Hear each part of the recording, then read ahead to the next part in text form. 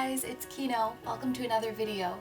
So in today's reading, we're going to find out what happened when you and your soulmate were last incarnated together on Earth. We're going to see what the relationship was like between the two of you, what you went through together, as well as what your major life lessons were.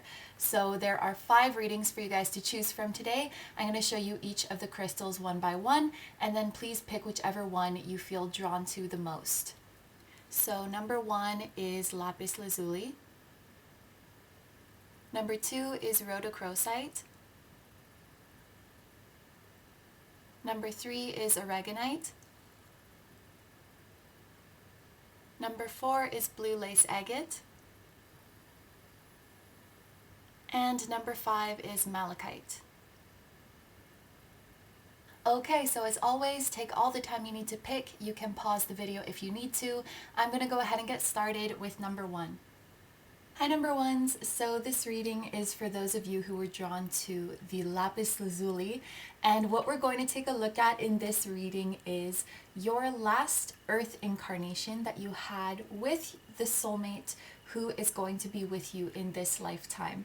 And in today's reading, I'm going to do it like person A, person B style. So what I mean by that is I'm not going to tell you like this is you and this is your soulmate, but rather allow you to discern for yourself as you hear the description and the experience of each person, which one feels more like you and which one feels more like your soulmate. So let's get right into it. I'm actually going to lay out all of the cards at once and then we'll just go through all of them. So the first tarot cards that we have are going to give us some clues about what environment you may have been living in, such as the place or the time, what do you call it, the era. And we have the Page of Cups and the Emperor. Next, the cards that will tell us what your major life lesson or a major theme in your life was. Blue Lace Agate and Security. The cards representing you, your soulmate, and the dynamic between the two of you. The Hanged Man.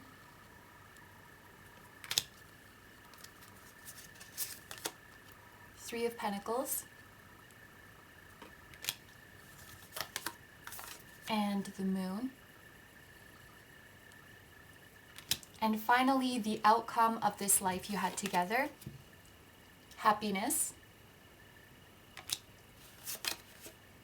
Younger Man, and Kite. Okay, so let's start up here with the Page of Cups and the Emperor. These are the cards that can give us a hint about where and when the two of you might have incarnated together last. I think the Emperor is a big clue for us here because this could literally be indicating that you guys were in an empire, like you were living under the rule of an emperor, or at the very least a monarch. But I know, for example, places in East Asia had or have an emperor, and even some parts of Europe back in the day, they had emperors there. Unfortunately, I'm not, history is not my forte, but if you guys know of any other places, that might be a hint for you about where you were incarnated. Also, the Emperor and the Page coming out together, such drastic difference of age, of experience, of class. Maybe this is sort of highlighting that there were very distinct levels of social class. So there were like the peasants, and then there were the high class people, and then there were the royalty. Those, I don't know what you call them, but those layers are very well defined.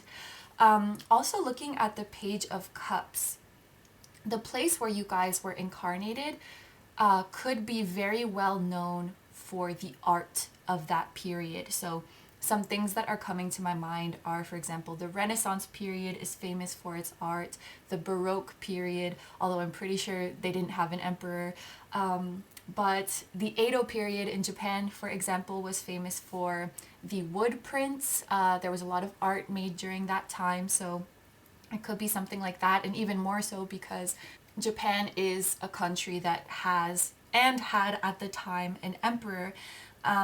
So it could be something like this. And for any of you guys watching who in this lifetime you feel very drawn to art from a certain place, from a certain period, that can also be a hint for you, because that was perhaps the art that you were seeing or that you were being exposed to at that time as well. So let's get into your next oracle cards here. There's Blue Lace Agate, which is funny because that was actually one of the options, one of the crystals to pick for this reading. So I don't know if any of you guys also felt drawn to the Blue Lace Agate. You might want to watch that one as well. A big lesson for you and your soulmate in this lifetime that we're looking at here was, I think, to remain calm and composed even in tough situations, because blue lace agate is a stone that soothes us, that balances our emotions, and it helps to combat against stress and anxiety and nervousness and tension and all these kinds of things. So oh, and it's also related to the throat chakra because of its light blue color. So I think a big lesson for the two of you in this lifetime was to learn how to communicate clearly and calmly, even under times of stress and pressure. So to not let your intense emotions get the better of you, not let your insecurities get the better of you. Remember that the two of you are a team, and to always communicate clearly and calmly.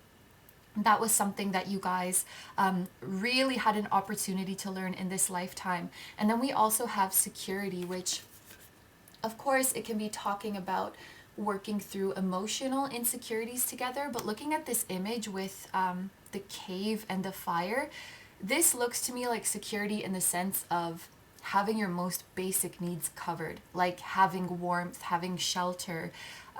So maybe it was staying calm under pressure of survival, of making ends meet, of meeting your basic needs. Maybe you were going through a bit of a tough situation financially, and that put a little bit of strain on your emotions and strain on the relationship. But fighting for your security and also remaining calm and always communicating well through the tough times, I think that was a big lesson for you guys in this lifetime. So with that, let's take a look at your tarot cards down here. One of you is being represented by the Hanged Man, and one of you is being represented by the Moon. So again, as I describe these two people, you guys can discern for yourselves which one you resonate more with as you, and which one feels more like your soulmate.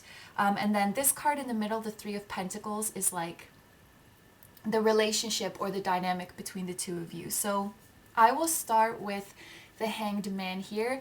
I kind of feel like the Hanged Man was actually a man in this lifetime, and I think that they had to care for the family. So I think you guys were, at the very least, you were a married couple, and the Hanged Man was the provider. The Hanged Man was caring for the Moon. And the Hanged Man had to work very hard and had to make a lot of sacrifices for the family. And the Moon was very worried about the Hanged Man. The Moon is coming through as a dragon.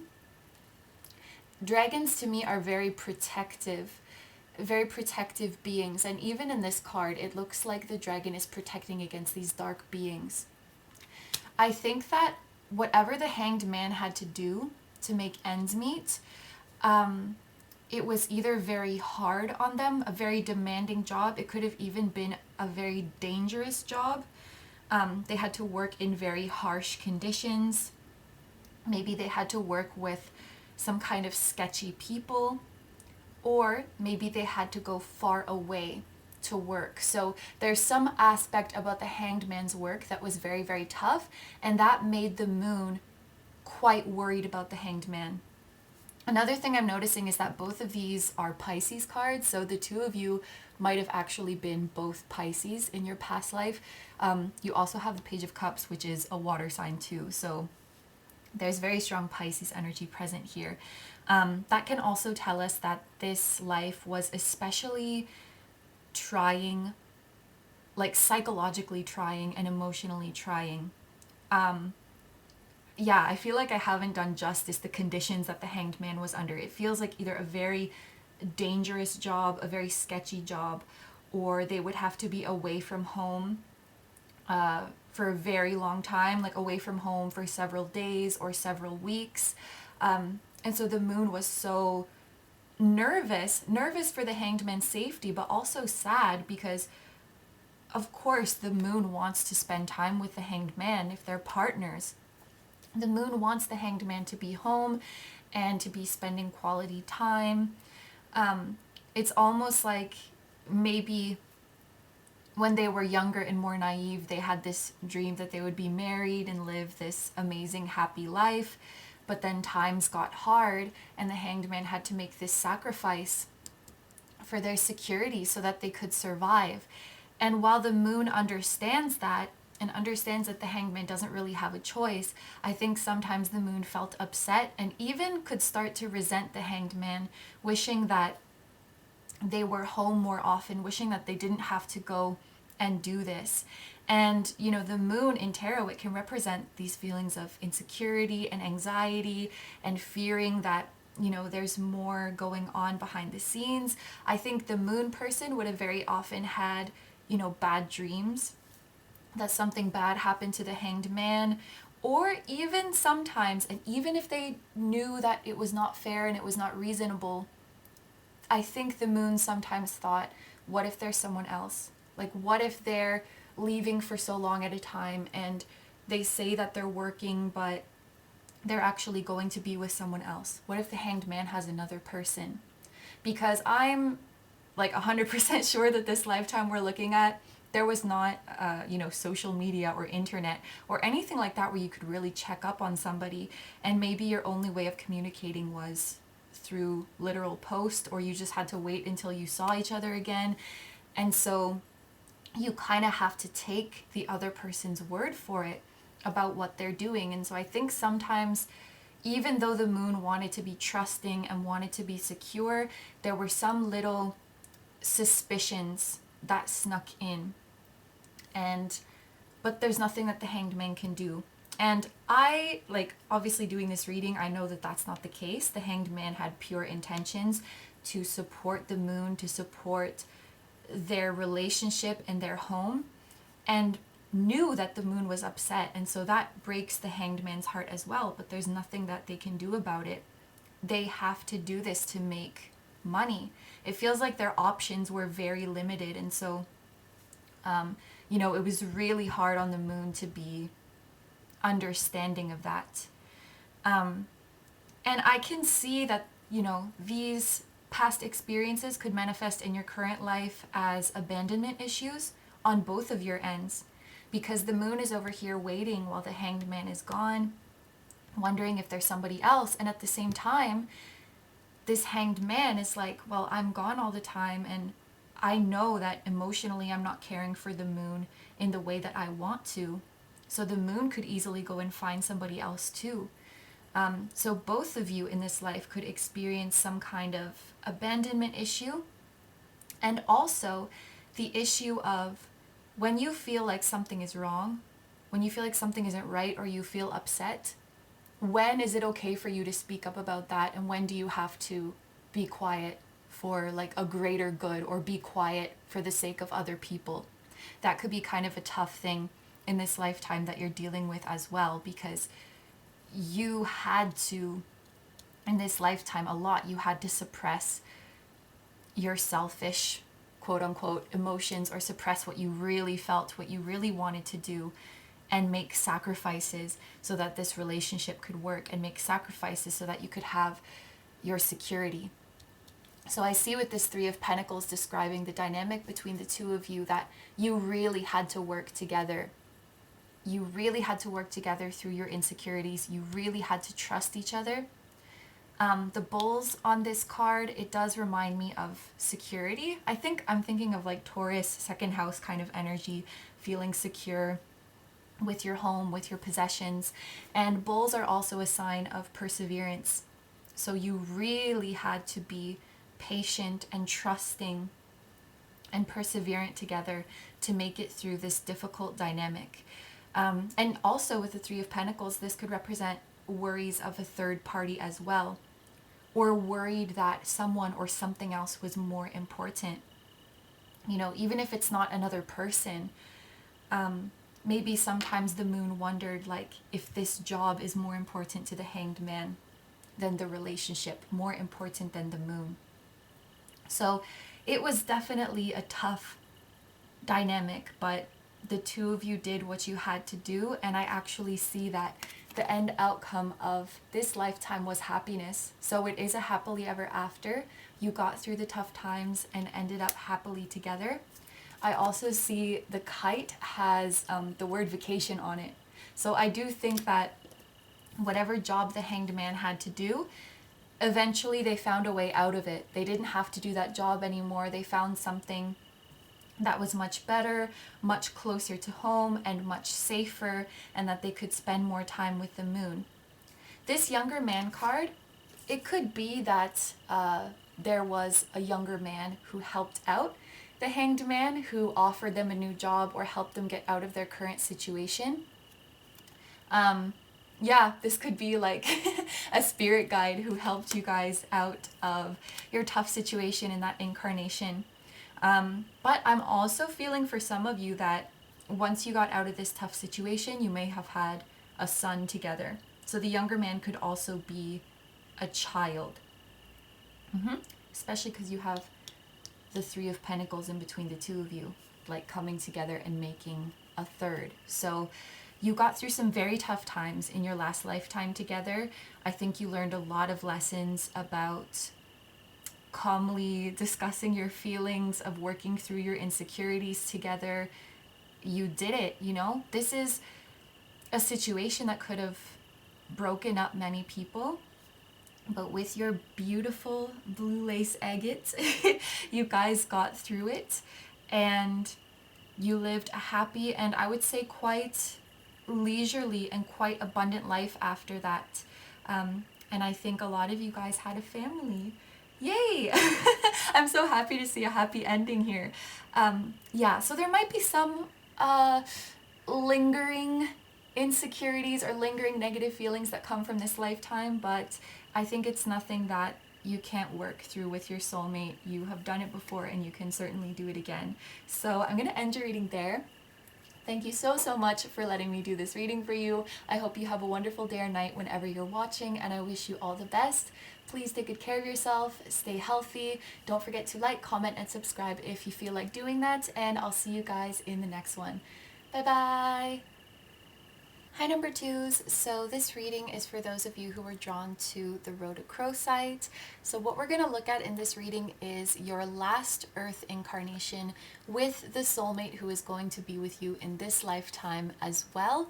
And I'm going to do this reading in the person A, person B style. So what that means is I'm not going to tell you guys this person is you and this person is your soulmate, but rather let you discern for yourself as you hear the description and the experiences of both people, which one is resonating more with you and which one feels more like your soulmate. So let's get right into it, and I'm gonna actually just lay out all the cards before we start the reading.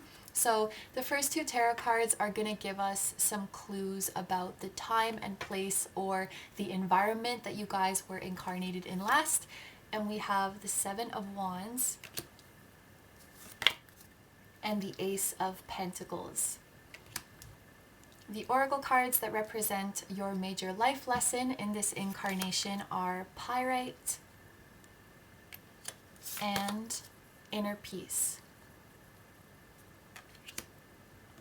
The cards representing you, your soulmate, and the dynamic between the two of you are Nine of Swords, Eight of Pentacles, and Five of Cups. And finally, the cards representing the outcome of this lifetime are achieving your goal,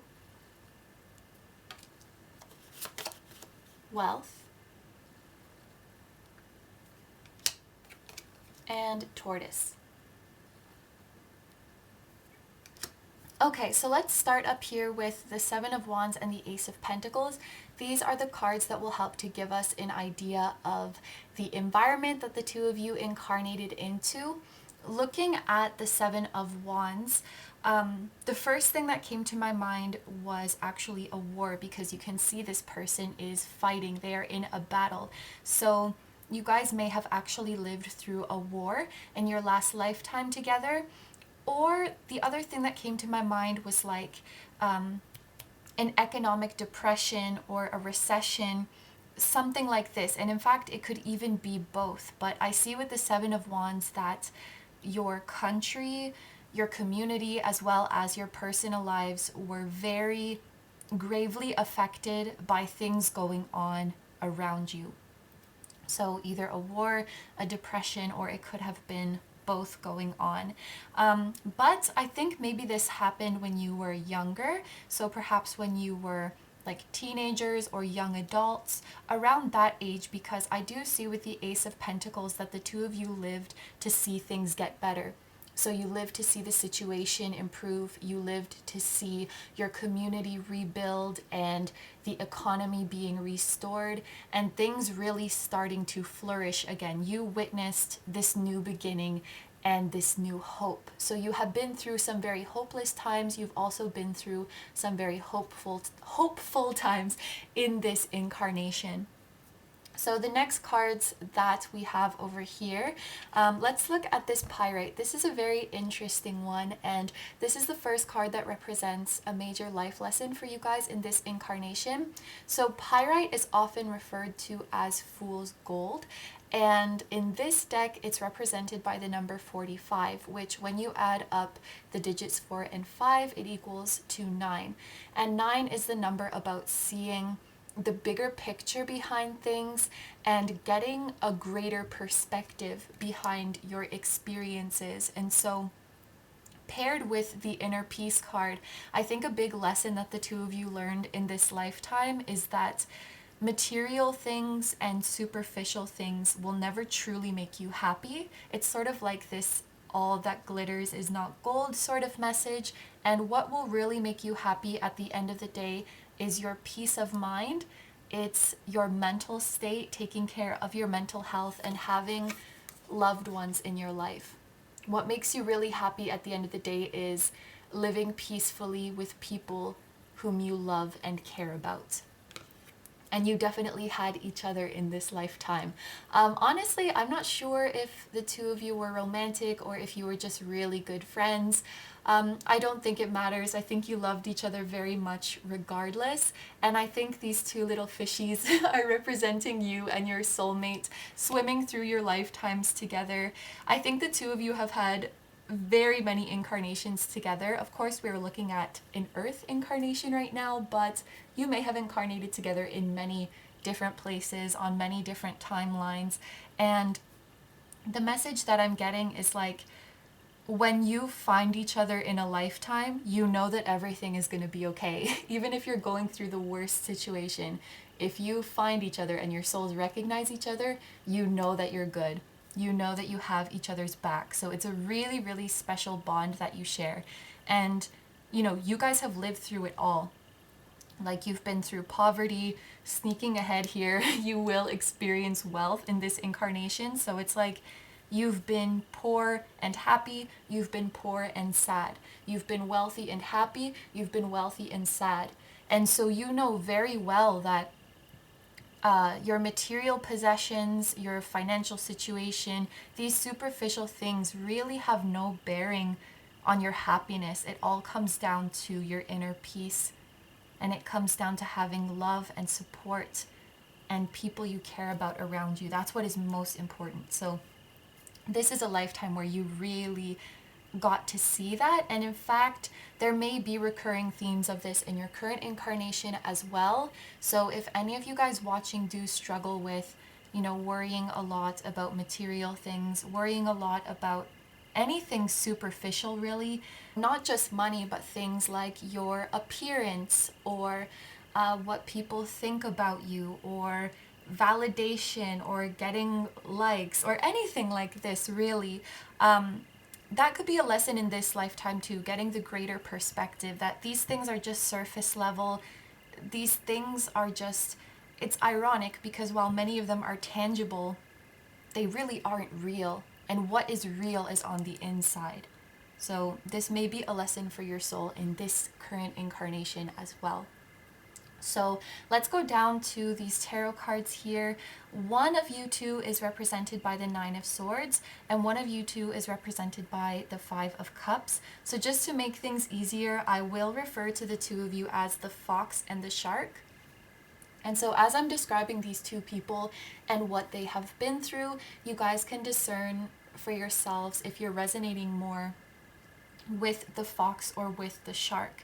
I will say that both people have really gone through it in this lifetime, and when they are meeting each other, I think that the two of you meet each other a bit later on in your life, probably sort of, you know, after the Seven of Wands has passed and you have yet to move into the Ace of Pentacles. I think you're meeting each other sort of in this in-between where you're still dealing with the aftermath of the Seven of Wands, the aftermath of this war or the aftermath of this depression, and both of you are really not in a good place when you meet each other. If you guys are familiar with tarot, you'll know that the Nine of Swords and the Five of Cups are quite challenging cards. When they talk about people, they do represent somebody who has a lot of negative thoughts and negative emotions and is even in a kind of pessimistic energy, which I think is very understandable for the two of you considering what you have lived through at this point. But I think when the two of you met each other, you didn't really have much hope for your future. So starting over here with the fox, it seems that the fox is holding on to a great deal of trauma.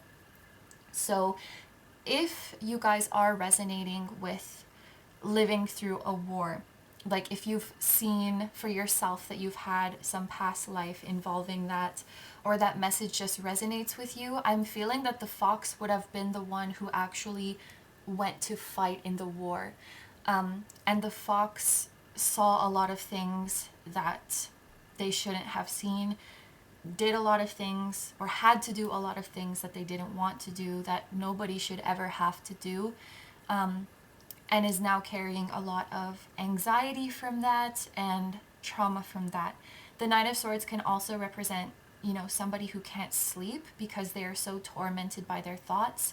So the fox probably had a lot of painful memories from things that they saw, things that they went through, such that, yes, it was difficult to sleep, and maybe it was difficult to, you know, go back out into the world and be a normal person and work a normal job because they're going through every day with so much anxiety and so much stress on them. So I think mentally the fox had been through some very tough situations.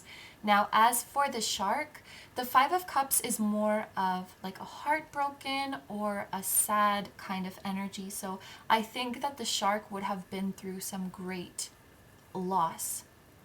So in the case of a war, the shark would have lost maybe one or several loved ones, a sibling, a significant other, a very close friend, or they could have lost their business, they could have lost their source of income, something that they had worked on for so long and was very important to them.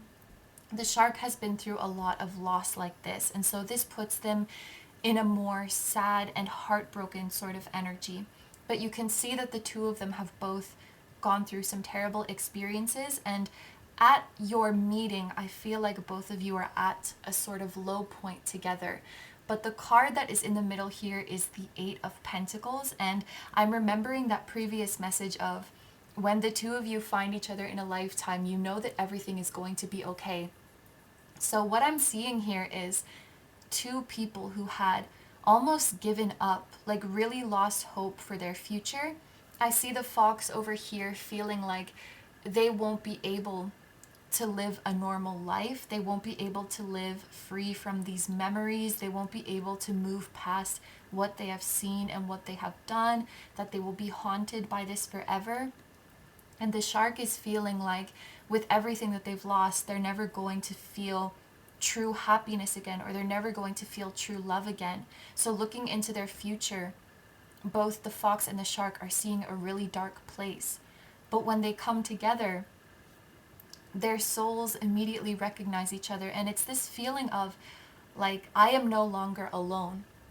I may be going through something very tough, but I have this friend. I so deeply recognize this friend within the fox. I so deeply recognize this friend within the shark. And there's like this instant mutual knowing. Now, I'm not sure if in this incarnation the two of you had any kind of spiritual awareness, but at the very least, I could see the both of you having a conversation about how strange it is that you feel so close to each other, how strange it is that, you know, you've only just met a while ago and you feel like you know each other so well. And you feel this light back in your heart and back in your soul again, and you feel this hope for the future again. And it's so strange and it's so hard to explain, but I know that because you came into my life, everything is going to be okay. So I see between the two of you a lot of support and a lot of motivation that you give to each other, and you create a bright future together. So the card that is in the middle between the two of you is the Eight of Pentacles. And so I see the two of you building your lives back up again. Eight of Pentacles is hard work and dedication. So the two of you found the energy and you found the will to put effort and put work into the things that matter to you. You found the will again to work towards a goal. And what I'm actually seeing here with the Eight of Pentacles is some sort of collaboration. So both of you being in this tough situation, both of you having experienced a lot of loss, it's like you're building from the ground up again together. This donkey represents a very hard-working energy. Of course, this is a Pentacles card and it is the number 8, which is a sign of abundance. So I'm getting the feeling that the two of you became business partners in some way.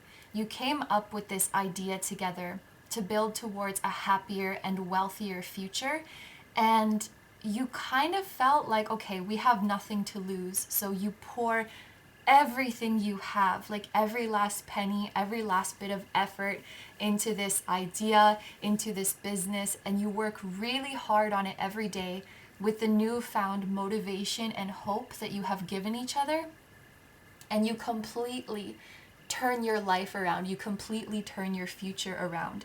So coming into each other's lives was like a complete turning point. Both of you felt like your life is going downhill, but it's almost like you save each other. You give each other this hope again, and now you're on this incline, and slowly but surely you're building towards something again. Slowly but surely you feel passion again. You feel a rewarding and fulfilling life again. And I think both of you became very successful. I imagine at this time it would have been something like maybe you started a shop together, you started some sort of business together, and you became bigger and bigger and more well known and more wealthy, and you became this version of yourselves that you never thought you could be, given what you had gone through. Like, you had nobody who believed in you, nobody who supported you, but you believed in each other and you supported each other. And you made something, you made a huge something out of nothing. You completely rewrote your future. So this explains the cards that we see here. We have achieving your goal, which is a very straightforward message. So you did achieve wealth, you did achieve success, and yes, you did even achieve happiness and inner peace in your future.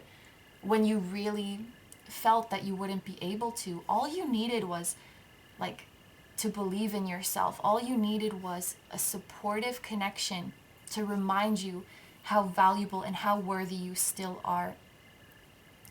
Then we have wealth, another very, very straightforward message. So the two of you did become very wealthy together. You split all of your profits equally. And while this wealth was very satisfying, it was very fulfilling to receive, I know that both of you have the recognition that this is not what really makes you happy.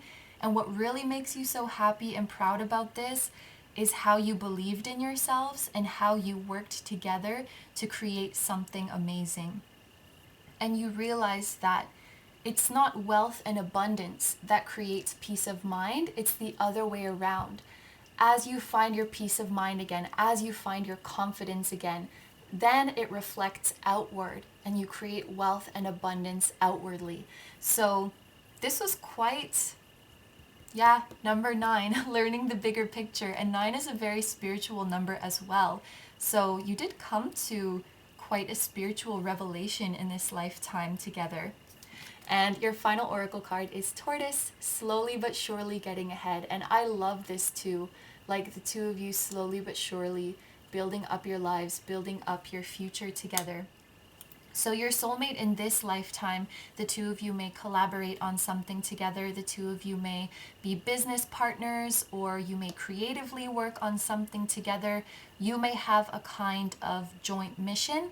You may also meet your soulmate when things are kind of looking down in your life, when you're starting to lose hope. And the same way it happened in this lifetime, you connect, you recognize each other, and you know that everything is going to be okay. So I'm going to end your reading there. Thank you very, very much for letting me do this reading for you. I hope you have a wonderful day or night whenever you're watching, and I wish you all the best. Please take good care of yourself, stay healthy. Don't forget to like, comment, and subscribe if you feel like doing that, and I'll see you guys in the next one. Bye-bye! Hi number 3s, so this reading is for those of you who are drawn to the Aragonite. So what we're going to take a look at in this reading is your most recent Earth incarnation with the soulmate who is going to be with you in this lifetime. And I'm going to do this reading in the person A, person B style. So what I mean by that is I'm not going to tell you this person is you and this person is your soulmate, but rather I will allow you guys to discern as you hear the description and the experiences of each person, which one feels more like you and which one feels more like your soulmate. So let's get right into it, and I'm gonna just lay out all of the cards before we start the reading. So the first 2 tarot cards are going to give us some clues about the time and place and the environment that you guys were incarnated into. And we have the Queen of Wands and the Hermit. The oracle cards representing your major life lessons are Dalmatian Stone and Purity. The cards representing you, your soulmate, and the dynamic between the two of you are the Knight of Pentacles, the King of Pentacles, and the Two of Cups. And finally, the cards representing the outcome of this incarnation are Trust, Dog Barking, and Feather. Okay, so let's start with the Queen of Wands and the Hermit up here. These can give us an idea of the environment that the two of you were incarnated into. Because we have a queen here, I do think that you guys were living under some sort of monarchy, under some sort of royalty. But what I'm seeing here is a lot of tension between the royalty and the people. The royalty is represented by the Queen of Wands here, and this normally does represent, somebody who is very confident and has a very big personality, but the more negative expression of the Queen of Wands could be somebody who is quite bossy and quite selfish, and somebody who thinks that they are better than everybody else. So this was kind of royalty who didn't see themselves as serving the people. They saw it the other way around. They genuinely thought that they were better and more important than the people that they were supposed to be protecting and serving. And so it may have been this kind of situation where the royalty was very rich, living very luxurious and frivolous lifestyle with the people's money while the people were starving. And so this caused the people to rebel against the royalty. What made me think of this is the hermit, because the hermit is somebody who marches to the beat of their own drum, lives by their own rules, and it looks like the hermit is marching towards the Queen of Wands. So it made me think of, you know, people going to rebel against the royalty, sort of like a revolution, not wanting to submit to or listen to the royalty anymore. So I think that you and your soulmate were incarnated in a time with a lot of unrest. I think there was a lot of poverty, a lot of chaos, and possibly even violence going on around you. It doesn't seem like a very peaceful environment. In fact, it feels quite unsettling. So moving on to these oracle cards here, these are representing your major life lessons. The first one that we have is the Dalmatian stone, and this is a stone that represents family and loyalties. So what I'm thinking of here is a big lesson for you guys in this lifetime was discerning where your loyalties are and discerning who you need to care for. Because maybe it's hard to know in such a time with chaos and lack. Like, is it every man for themselves, or do I just care for me and my family? Should I reach out and help others as well? That kind of discernment, I think, was a big lesson for the two of you in this lifetime. And that might be something that you continue to deal with in this lifetime as well. Knowing when you should care for yourself and prioritize yourself, and knowing when you should reach out and help others. That could be a challenge for you in this lifetime as well, you know, establishing those boundaries, and it could be a challenge for your soulmate as well. And the other oracle card that we have here is purity. So this is maintaining and remembering your purity and your innocence. You guys, I feel that you guys were a family. I think that you had children together as well. Because the Dalmatian stone can also represent children. If you look closely, there's like a little baby face in the card, and then purity makes me think of children as well. But anyway, I think another one of the major lessons in this lifetime was remembering that you are pure and you are innocent. You were living in some exceptional times. The times that you were living in were not normal, and I think that you, as well as others, maybe had to do some things to protect yourself and your loved ones and to survive that in other instances you may have thought were immoral, like stealing or hurting others, or, you know, defending yourself, protecting yourself. The idea with this purity card is that the ground is dirty and muddy and impure, and then the snow falls as this blanket of fresh white, almost to clear away the past. And so there could have been this struggle in this lifetime with allowing yourself to move on from what you did in the past and feel pure. Maybe you struggle to feel like a good person after some things that you did, even though under the circumstances they were entirely justified and you did what you had to do. And again, this could be something that you deal with now in this lifetime, as well as your soulmate. You know, judging yourself very hard for things that you have done in the past, punishing yourself very hard and feeling like things have been your fault, things that have gone wrong were your fault, when in reality it wasn't your fault at all. You were just under some exceptional circumstances, and there's no way that things could have played out any differently. So you, as well as your soulmate, you might be a little bit hard on yourselves and trying to learn this lesson to remember that you are a good person. And when you're acting to protect yourself out of necessity, when you're turning someone away or saying no to defend yourself and your energy, that doesn't make you a bad person. So let's move down to your tarot cards here to see what kind of people you were. One of you is being represented by the Knight of Pentacles. One of you is being represented by the Two of Cups, which is really sweet. Just to make this easier, I will refer to this person as the Seahorse, because it feels kind of chunky to call somebody the Two of Cups. But anyway, I think that the Knight of Pentacles here in your family, definitely I see the two of you were married and you had children. You were a family unit. The Knight of Pentacles is the breadwinner in the family. So this is the person who is going out to get money and to get food to support their spouse and their children. The Knight of Pentacles is incredibly hardworking and incredibly persistent.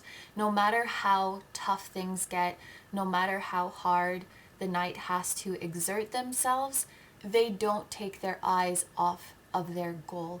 And they keep at it. They keep their head down and they keep at it. Even if they're in pain, even if they're uncomfortable, this is a very perseverant and very hardworking person and incredibly reliable. So if this Knight of Pentacles said, I'm going to go out and get this money, I'm going to go out and get this food, that's what they did. And the Seahorse, no, I'm going to call them the Two of Cups. The Seahorse sounds dumb. The Two of Cups could always count on the Knight of Pentacles to come back with what they promised, because the Knight of Pentacles would not give up until they got what they promised their family. So this was like a fierce protector of their family who would always provide for them and always would stop at nothing to get what they needed. And we can see on this card that the Knight is actually, killing this dragon to get the coin. So this to me is a little bit more confirmation that sometimes some things needed to be done that were a little bit extreme, or that the Knight of Pentacles wouldn't do under normal circumstances to care for themselves and to care for their family, but it was purely for survival. Now over here there is the Two of Cups. This is the spouse of the Knight of Pentacles, of course, and I see this as the person who was staying home to care for the family and who was incredibly loving and nurturing towards the whole family. This is like a very sweet person. This person would try to stay positive and would stay loving no matter what was happening. I think that this person probably shielded the children from a lot of the scary things that were going on in society. And I think that because of that, the children always felt happy and they never felt like anything was wrong or that they were going without. The Two of Cups had such a sweet and nurturing and loving presence that things truly felt happy and stable. Probably this Two of Cups soul has a gift of being a healer, is probably very empathic and almost has like an angelic presence. They have this innate natural ability to soothe others and to make them feel comfortable and loved. So this Two of Cups was just as much an anchor for the family as the Knight of Pentacles. They really worked hand in hand, because in order to survive, you really need both. You need your peace of mind and your sanity, and you need to feel safe and cared for. And then, of course, you need the material sustenance like money and food. But they're both so important. And I see that the two of you, I'm seeing their tails intertwined as like a handshake or like an agreement. We will get through this. We will support each other. We will love each other. We will take care of our family. And both of you brought your own skills and your own abilities, and you made it work. You did a really good job together. And I actually see that given the circumstances, the two of you did very well for yourselves, because you had such a strong foundation, a strong love for each other and family unit. You were able to live, I wouldn't interpret this as the normal like abundant and rich lifestyle that I normally would in other readings. I think it's more given the circumstances, you were doing quite well for yourselves. So that could have really translated just to something like you had something to eat every day, or you always had a place to sleep, you always had a roof over your head, and just those basic necessities made you feel abundant, made you feel secure.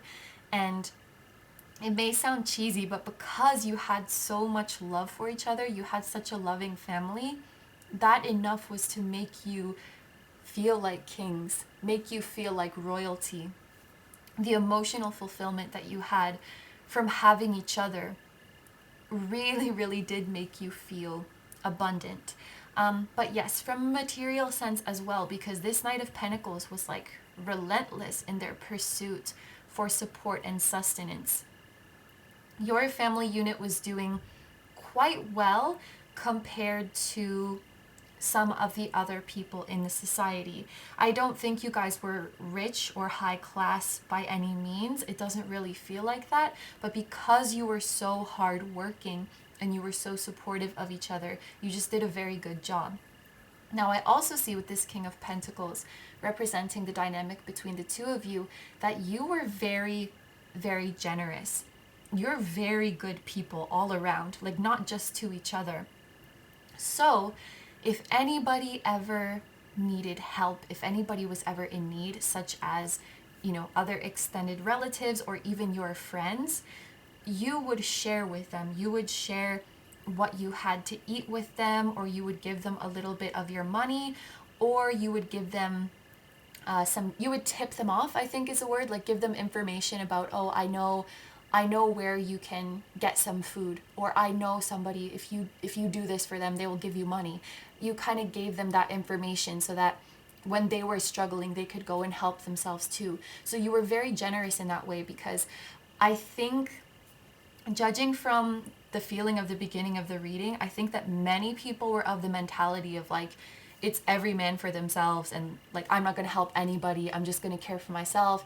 There was a lot of people, I think, living like that in this time. And I think that you guys, I mean, as much as was possible, you avoided putting others in jeopardy when you could. You tried to do everything in the fairest way possible, and you were generous whenever you could be generous. So you guys, you actually maintained your purity through this tough time, and you maintained your kind spirit, and you were reaching out to others and helping others through this difficult time. So let's take a look now at your final outcome. We have this card that says trust on it, and this cat is also making me think of purity. It looks very similar to this wolf that we see on this card here. You guys were very kind, very generous, but I think that you may have been too generous, and you may have actually been a little bit naive. Like, you were too trusting of some people in your life, some people who were your friends or who claim to be your friends, because look what we have here. There's the dog barking, advice from a friend, and there's the feather. Someone you know is undependable and insincere. I think there were some people or some person in your circle of friends who wasn't really your friend, and they lied to you, they purposely misled you, or they tricked you and ended up taking a lot from you. They ended up stealing a lot from you because they knew that you were so generous. They knew that you would trust them. And they did something to trick you. And I'm actually hearing like took everything from you. Like, you guys lost everything or almost everything because of this deception. So a big lesson in this lifetime was knowing who to be loyal to and knowing who to protect in these trying times. And I think that in this lifetime, you and your soulmate kind of made your family a little bit too big, or you made your circle a little bit too big, because you wanted to be a good person. You were striving to be good people. And this may very much be continuing now in your lifetime, in your soulmate's current lifetime, where you're trying to give to too many people or trust too many people, give too many people the benefit of the doubt, because perhaps you feel that saying no or cutting off your energy and resources from those people in some way makes you a bad person. Or feeling like just because you can help people, it means that you have to. Feeling that other people are entitled to your time and energy. These might be things that you struggle with in this lifetime. that you were working on in this past life too. And actually, I want to tell you guys, if you have any exes or any ex-friends or even current friends who make you feel like you should be giving more to them, like they're demanding or even guilting you to give more to them, they were probably this dog in that lifetime. They're like a karmic soulmate who is trying to teach you this lesson. So if any of you guys have been involved with somebody like that, I think they're a recurring person in your incarnations as well. So you and your soulmate are probably destined for abundance in this lifetime, and not this kind of more modest abundance that we saw in this lifetime, but I think something much, much greater. And the two of you will have to be careful about whom you share that with. Remember that you are not obligated to share that with anybody, and also you're not obligated to share details of your relationship with anybody, and it does not mean you're a bad person. You're not selfish for preserving your energy and your resources for yourself. And in fact, because you tried to make your circle bigger in this lifetime and help more people, you ended up losing so much and unable to care for your children, for your direct family. So sometimes closing off like that and saying no and being selfish is actually the most selfless thing you can do for your closest loved ones. So there's a lot going on here. There is a lot of lessons here. But I think that's all I have for this incarnation, so I'm going to end your reading there. Thank you very much for letting me do this reading for you. I hope you have a wonderful day or night whenever you're watching, and I wish you all the best. Please take good care of yourself, stay healthy, don't forget to like, comment, and subscribe if you feel like doing that, and I'll see you guys in the next one. Bye bye! Hi number 4s, so this reading is for those of you who are drawn to the blue lace agate. So what we're going to take a look at here is your most recent earth incarnation with the soulmate who is going to be with you in this lifetime. And I'm going to do this reading in the style of person A, person B. So what I mean by that is, as I read the two people, I'm not going to tell you this one is you and this one is your soulmate, but rather I will allow you to discern for yourself as you listen to the descriptions and the experiences of each person, which one feels more like you and which one feels more like your soulmate. So let's get right into it. I'm going to actually lay out all of the cards first before we start the reading. So the first tarot cards that we have here are going to give us some hints about the time and the place and the environment that you were incarnated into. So we have 5 of Pentacles and Ace of Cups. The oracle cards representing your major life lesson are Diamond and Flexibility. The cards representing you, your soulmate, and the dynamic between the two of you are the Hermit, the Star, and the Knight of Wands. And finally, the cards representing the outcome of this incarnation are Friends, Bat, and Broken Wishbone. Okay, so let's start up here with the 5 of Pentacles and the Ace of Cups. I'm drawn to the snowy atmosphere of this card and the gray sky in this card. So I feel that you and your soulmate were incarnated somewhere that was quite cold and quite bleak. Maybe the sun didn't shine that much. And I'm also thinking of some northern parts of the world where in the winter it's like always dark, like it could be dark for 24 hours of the day. Places that are, I guess, closer to the North Pole.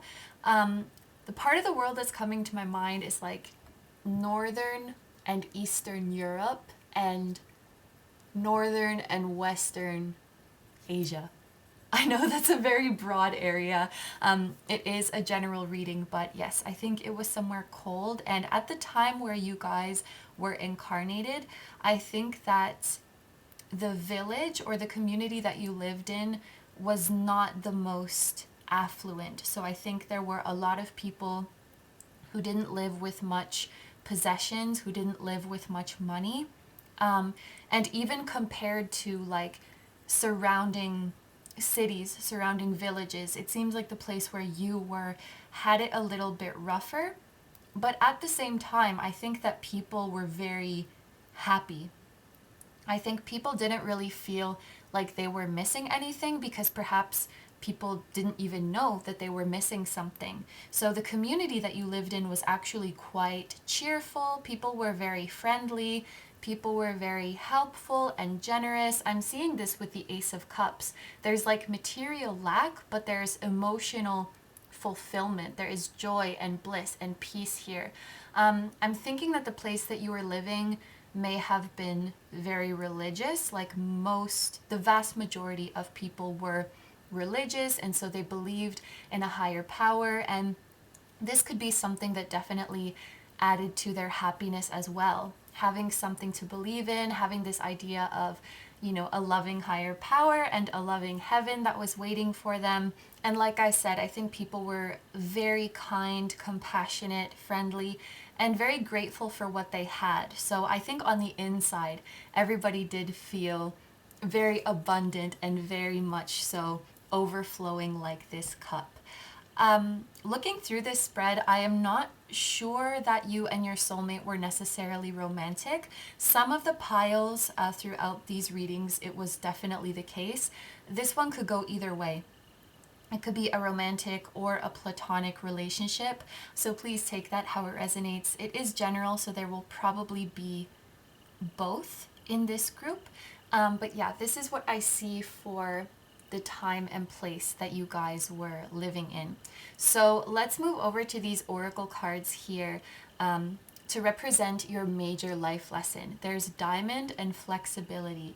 And what this is telling me pretty clearly is your lesson was to be open-minded, to be adaptable, and not to resist change because it would lead to a gem.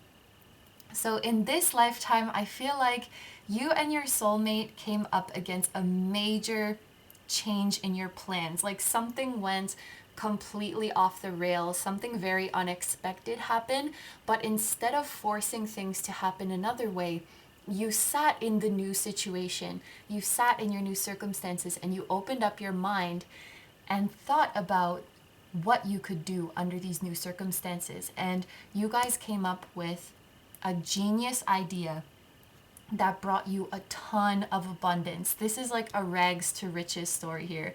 Going from the Five of Pentacles to the Diamond, this is the kind of life that you and your soulmate had together. And this can very much be a lesson that is carrying over into your current lifetime. So if you guys are coming up against any change in your life, a change in your plans, a change in direction that feels at the time uncomfortable or unfavorable, the lesson for you might be not to resist it and actually open up your mind and be a little bit more flexible with it and see what you can do under the new circumstances, because this change in plans might actually lead you to an amazing discovery and an amazing opportunity that is going to create a ton of abundance in your life.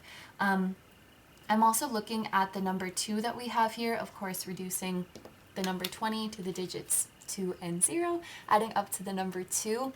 This with flexibility as well, it makes me think of cooperation with others. So those of you who are trying to create your own success and find abundance in your life, there may be a lesson here of not being too stubborn or not thinking that you can do everything on your own, and allowing others to come in and share their ideas, allowing others to come in and collaborate with you and sort of get in on what you're doing. There may be a message not to disconnect from others and allow people to share in your experience and contribute some of their energy and some of their effort to it. So all in all, it's a message of being open-minded. And what's really interesting, you have the number 2 here and you also have the tiger.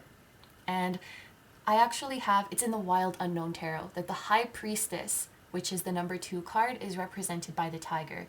because the tiger waits for its prey to come out, for it to attack. There's this energy of waiting for something to come to you.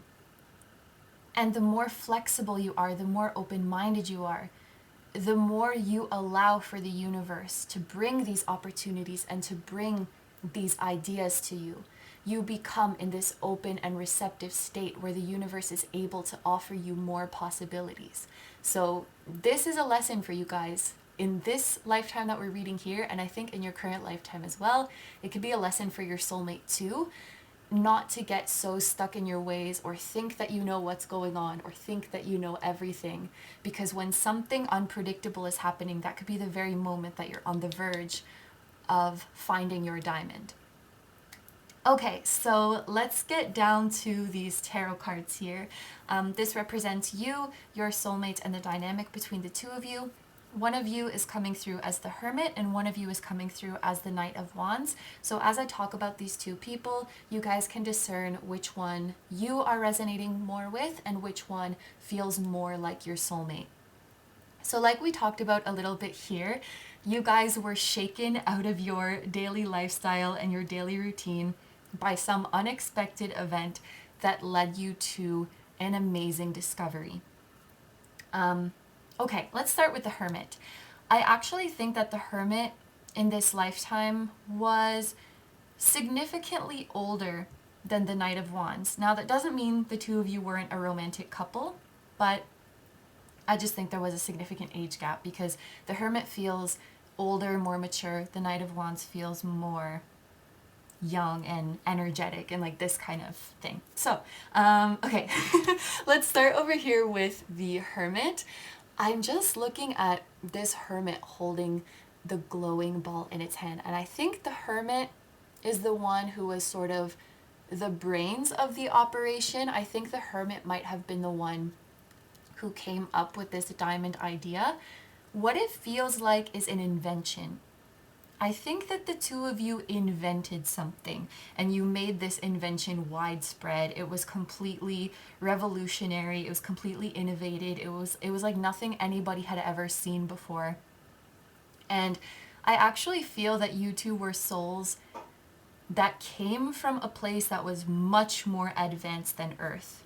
And you were put into this very elementary planet and you brought in this new revolutionary idea in the form of an invention that humans can use. So this Hermit is the one who really had the idea, but this Hermit is a hermit. So this idea stayed with the Hermit and wasn't going anywhere, and the Hermit could not be bothered to go out and share it with people, could not be bothered to promote it, could not be bothered to try and make money or make something, anything of it. They just wanted to stay in their house and stay quiet and not have to deal with people. This is kind of like very introverted genius vibes. Yes, this is the Hermit. Now the Knight of Wands is probably saying to the Hermit, like, are you crazy? People need to see this. People need to know about this. This is an amazing idea. Okay, this could be one of two things. For some of you guys, it could be that the Hermit just really like could not be bothered to go out there, really didn't want to go out there. For others, I'm looking at this card. It could be that the Hermit person was ill in some way, or the Hermit, you know, for health reasons was not able to go out and share this with the world. They could have been, you know, stuck in their home for some reason. So again, take that how it resonates, because I think it could be different reasons. But the Knight of Wands was the one who really got this idea out there. This Knight of Wands went far and wide, showing this idea to anybody who will listen, you know, pushing to get it out there by some more well-known people, pushing to make some money off of it and to really get it used and employed in the world. So it really was a joint effort of this dream team, and it couldn't have been done without either person. And in fact, I feel like the Hermit may not have really believed in their idea or thought it was that exceptional. And that's why the Knight of Wands is so like, what are you talking about? This is amazing.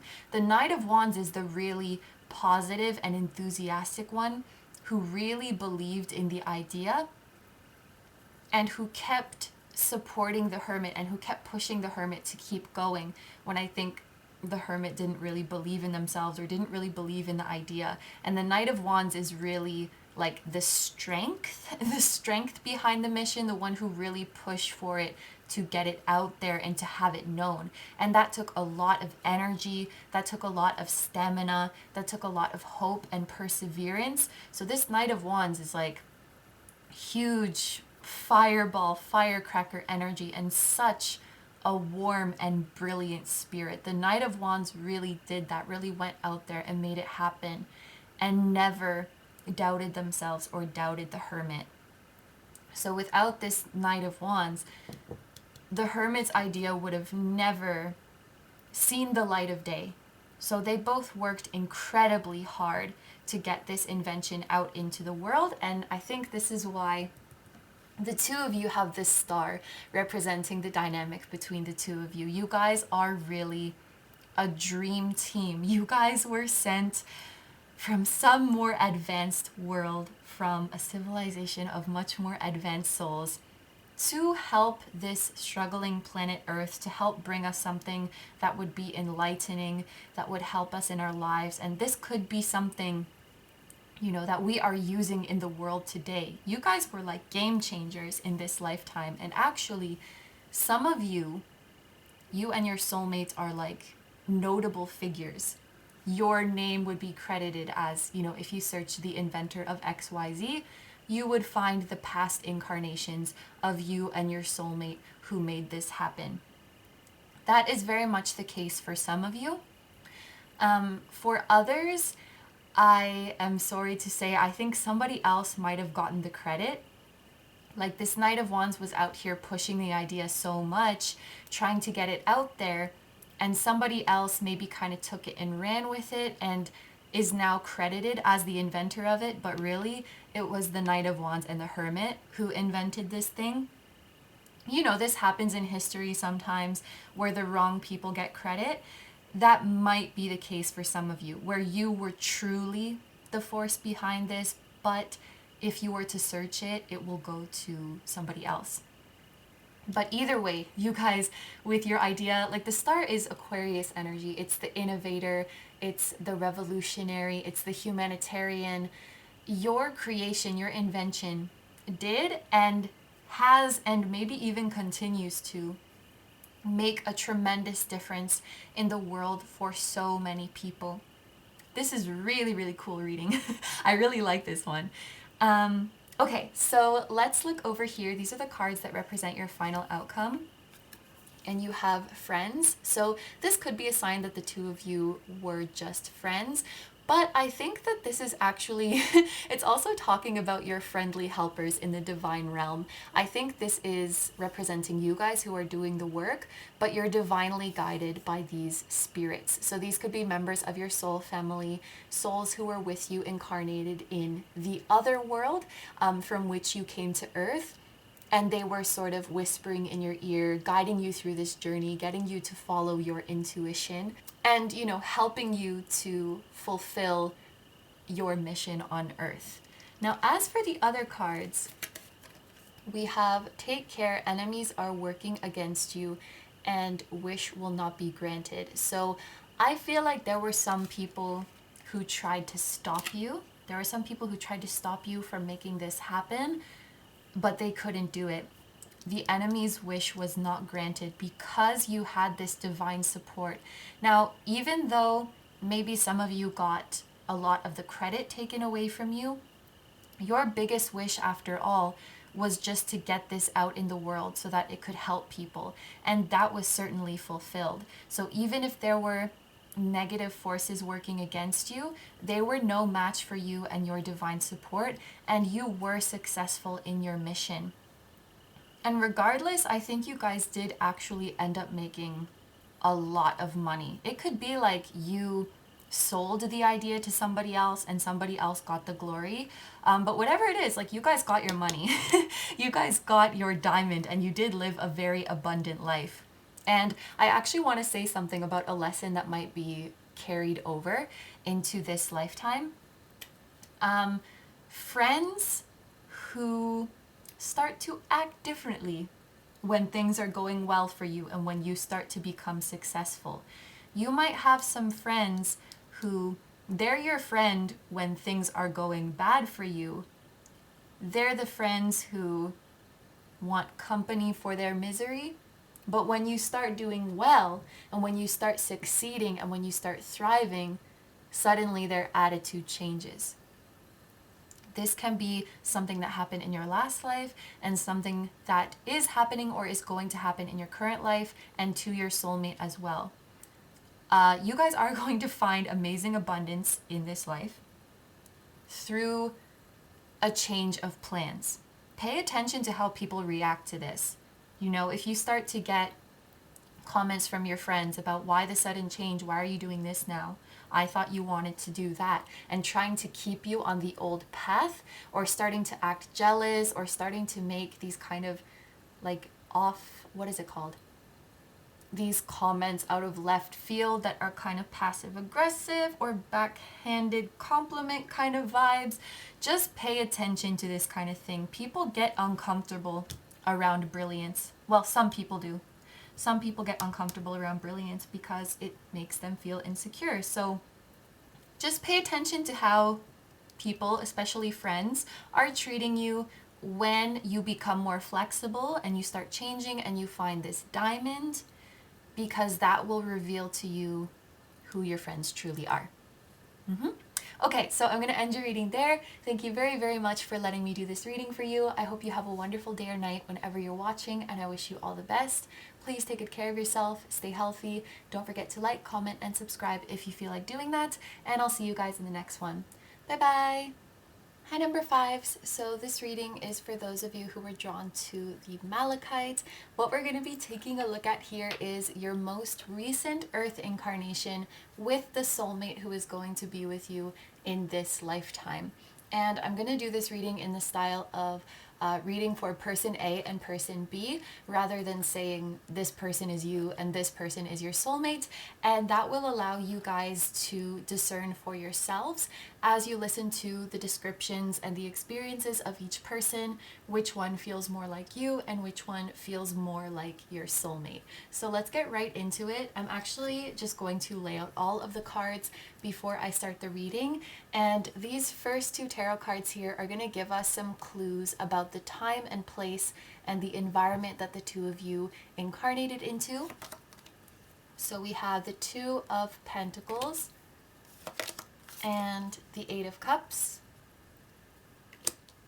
The oracle cards representing your major life lesson are Spirit Quartz and Going Forward. The cards representing you, your soulmate, and the dynamic between the two of you are Two of Swords, the Emperor, and the Chariot. And finally, the cards representing the outcome of this incarnation are On the Right Path, Beetle, and Mice. Okay, so let's start up here with the Two of Pentacles and the Eight of Cups. Honestly, in terms of a geographical location, I'm not really getting a specific place, although it could be a coastal area, judging from the ocean that is appearing in both of these cards. Also, there's imagery of a lot of waves and rocky terrain, so it could have been somewhere where there were a lot of mountains, or the beach was rocky, or the sea was a little bit rough. And yes, I know there are many places in the world that can apply to that sort of environment. But if you guys have had any dreams of a place like that, or you feel drawn to that kind of landscape, it could be some connection to your past life. Now, as for the time period that you guys were incarnated in, it actually doesn't feel so long ago as some of the other piles, but it feels like a time where things were changing very quickly on a global scale. Perhaps the economy was starting to boom, a lot more jobs were starting to be created, more places were being explored and traveled to and developed. It seems like the beginning of the world becoming much smaller. And people were gaining a lot more knowledge, a lot more experience, a lot more abundance. It was like a fast changing and kind of quickly developing time for Earth. And what I see for you and your soulmate here is that after a lot of thinking, the two of you decided to leave the country that you were born and raised in and go live somewhere else. You determined that there would be more opportunities there, that you would have a better life there. And I do see that the two of you were a couple. So you were a married couple, which hasn't been the case for every single pile. But I think that the two of you made this decision for your future and, you know, for your future children, your future family as well. So looking at this Eight of Cups here, this is the realization that this current environment, this current place is not serving, is not contributing to your growth anymore. And it's time for you to walk away and see what else the world has to offer. So combined with the ships sailing across the sea and the Two of Pentacles, this does make me think of a relocation, and perhaps the two of you actually went overseas. So you took a ship and went to another continent and you started a new life away from your parents, away from your family. And of course, that's a very tough decision because you're leaving some people behind. And there is, of course, the risk that things don't go well, that you don't receive the opportunities that you hope for, that you get there and things are much different than what people told you, because this was definitely a time where you could not, you know, use the internet and look up what a place is going to be like. You probably had to just trust from word of mouth what other people were saying or writing back. This is what this new place is like. So there's the risk of you arriving there and it's nothing like people have said, and you can't find work, and you've just given up your whole life for nothing. There's that risk. So I think it took the two of you a long time to make this decision, but eventually you made the decision to leave your homeland behind and start a new life somewhere else. So let's move on to these oracle cards here. These will give us some information about your major life lesson. It's very interesting that you have the spirit quartz here. Quite literally, this shows a connection to spirit, and this card is represented by the number 54, which when we add up these digits, it adds up to the number 9. This is actually the second pile that has a number 9 card here, but this is about seeing the greater purpose and seeing the bigger picture behind things, and it is a number that is strongly connected to spirit. So I think that one or both of you was very connected to spirit or very connected to a higher being and was actually psychic, highly intuitive and psychic. It could have been just one of you, it could have been both of you. If I'm skipping a little bit ahead and looking at the further cards, I think we're going to see that it was one of you who was really tapped in and the other one was more skeptical or closed off. But a big lesson in this lifetime was actually trusting in your greater purpose and trusting in the messages and the guidance that spirit is sharing with you.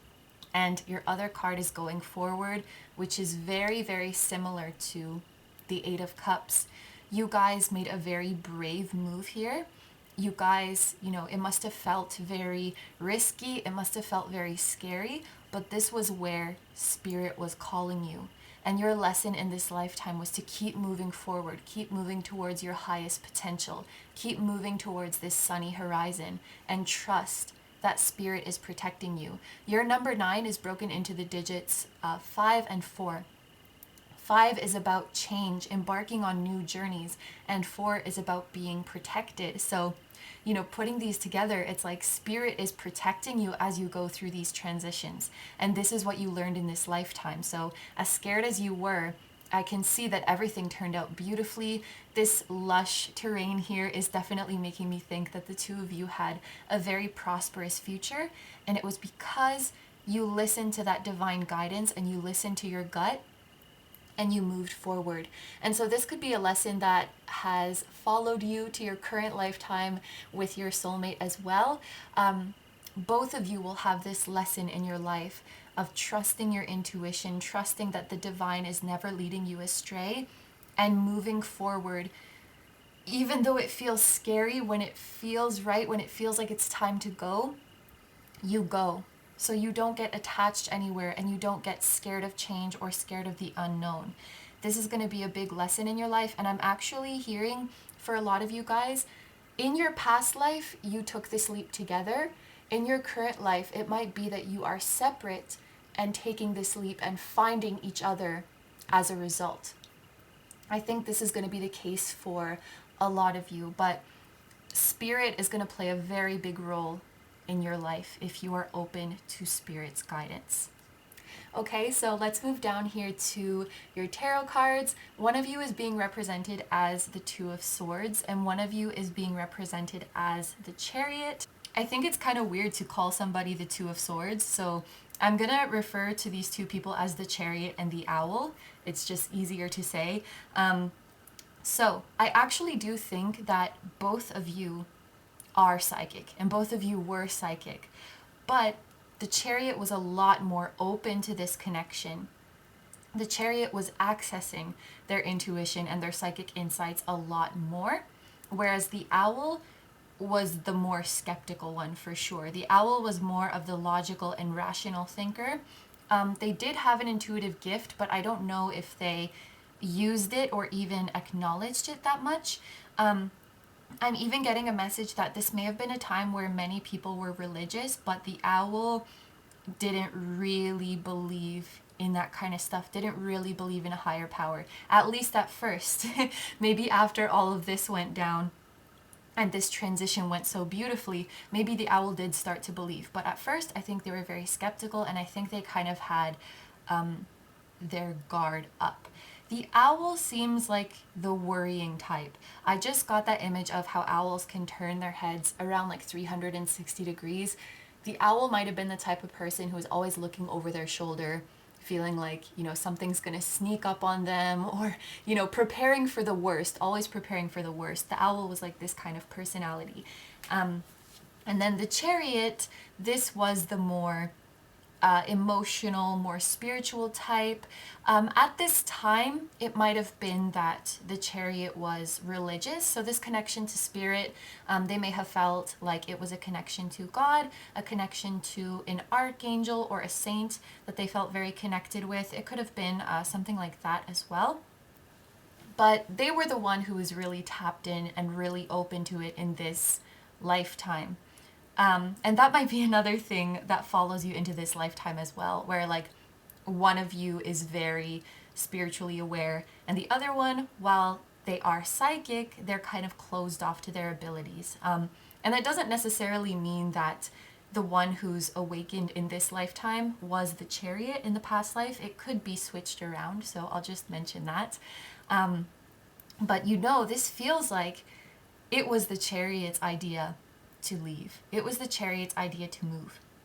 And I can just see the Chariot, waking up and grabbing the Owl. Oh my gosh, I just had this dream. I had this dream that we moved to XYZ country. This angel came to me in my dream and told me that we need to go, that we're going to be very rich and very happy if we go to this country, and we need to go. And the Owl loves the Chariot very much and listens to the Chariot, but on some level, the owl's of two minds about it. because this owl is the Two of Swords. So there's one part of the owl that really does want to believe the Chariot, really wants to make the Chariot happy. But then there's the other part of the owl that wants to be logical and rational. And so the owl's put in a kind of sticky position because the Chariot is so sure about this. I saw this in my dream. We need to go. Trust me, we need to go. And the owl doesn't know what to do. The owl just doesn't know. So I think probably it took the owl some convincing. And like I saw at the very beginning of this reading, I think it took a lot of time to come to this decision. And I think the two of you could have been going back and forth about it really until the last minute. Like until it was down to the last second, like the ship is leaving now, are you coming or not? And then finally you decided to go, because at the end of the day, the owl's love for the Chariot overpowered their skeptical mind, overpowered their overly cautious and worrying tendencies. The love trumped all. And so the divine plan came through. Now, the dynamic between the two of you here is the Emperor. This tells me that both of you were very stubborn. Both of you were very stubborn, first of all, so that's probably another reason why it took so long to come to this decision. But it was like your agreement as a couple that you will never make a move unless both of you are on the same page. So regardless of what time period this was, I definitely don't see this as like, there was the man, if one of you was a man, the man of the couple has to make all the decisions or has the power. It was definitely like we both have to be on the same page. So that's probably why it took you so long to come to this conclusion. But you both had your heart in the right place. Both of you were thinking about your stability and your security. On one hand, the owl doesn't want to leave behind the stability and security that the two of you had in your homeland. Now, granted, maybe you didn't have much, but it's better to have a little bit than risk it all and end up with nothing.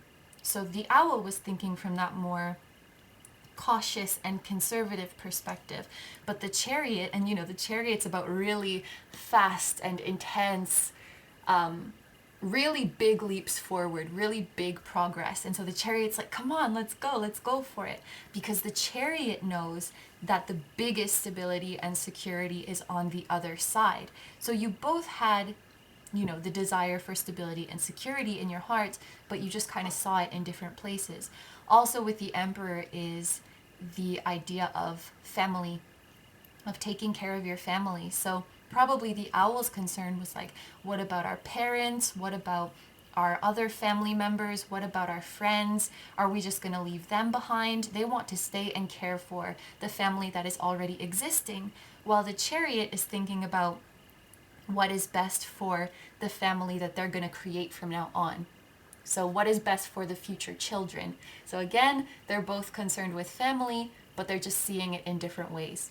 So this was the dynamic between the two of you.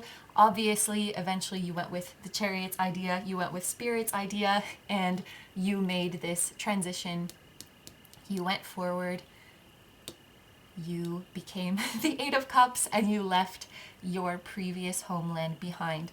And then for the outcome, we already knew, but your outcome is on the right path, so you definitely made the right decision. You definitely learned your lesson in this lifetime to listen to Spirit, to listen to your intuition. When you get a message about something and when it feels right in your gut, you go for it. You also have good fortune with the beetle. So yes, you did become very rich and very happy, just as Spirit said that the two of you would. You did go on to have children. You did go on to get good jobs and raise a happy family. And maybe some of your family in your homeland at first were against your decision. They didn't like that you were going, but I'm sure that once they saw you flourishing and prospering in your new environment, they approved of your choice and even came to visit you in your new home. And also, I'm sure with all of the wealth you were creating, you were able to help out your family back home as well. So it ended up being the best decision for everybody, truly. It was a wonderful decision. So you had a happy ending. I'm really happy to see this. And just keep these lessons in mind for your current lifetime, to take the risk to make those changes when spirit comes and talks to you, not to overly overthink it, second guess it, worry about it too much.